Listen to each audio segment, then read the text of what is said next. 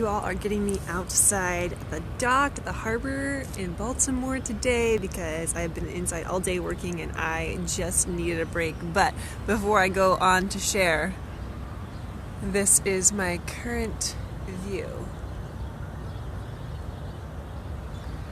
Beautiful, right? So I want to hop on here quickly, chat about something that had come up, I think, about 2 or 3 weeks ago. I shared about this thought of changing your mindset from why is this happening to me to why is this happening for me? Because when you shift your mindset from that victim mentality to the lessons that can be learned, you're looking for growth, you're looking for answers, solutions, and things improving it better. That's the way our brain works. We wire in a certain direction, and then we move in that direction. Same thing with beliefs. So I want to talk a little bit today about limiting beliefs, because what you believe, often developed out of childhood, then becomes the pathway you follow as an adult. The beauty of this is that you can recognize the beliefs that you have and you can change them. But I want to talk about why it's so important for not only us as functioning adults, especially in a world today where there's a lot of stress, high stress, but how this impacts the children that we are raising. And whether you are a parent yourself or you work in a school system, your responses, your actions, your behaviors all shape the beliefs of children that then become adults. So, examples of limiting beliefs, and I can use some examples from my own life. As a child, often criticized, so that became the belief that I'm not enough. Other limiting beliefs would be and I experienced them too, not getting love and attention and affection. And then you feel like you are unlovable or not worthy of love or just not worthy in general. If someone is paying more attention to devices, screens, technology, whatever it may be, your belief may be, I am not important.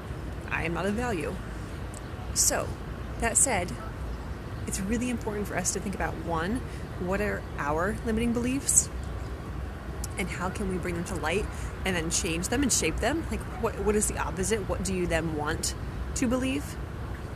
And then two, what kind of behaviors and actions are we displaying for our own children and the children that we teach? And how is that helping or shaping them to develop certain beliefs? So here's an example. I was raised in an environment where there wasn't an abundance of income, financials.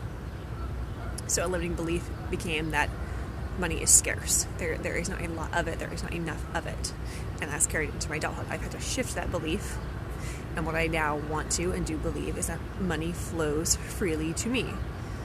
So, because I now believe that, and I have started to work on things to move in that direction, money does flow more freely to me because it is now my brain is wired in the direction of moving. I'm looking for it. I'm seeking it. I'm pulling it in gravitationally, energetically, manifesting all of those things. So, challenge to you is to flip through your mind, think about your childhood, your present. What is one limiting belief that you could possibly have? Write it down. Write down what the opposite is, the new belief that you want to develop, and then put it somewhere where you can see it. Because if you see it and your brain starts to wire in that direction, then those things will start to become true, and you will start to collect evidence for why that new belief is true. And the more you do that, the more patterns, the more neural touch points that you have, the stronger that connection becomes, and the more likely that it will be that you continue to experience that new positive belief.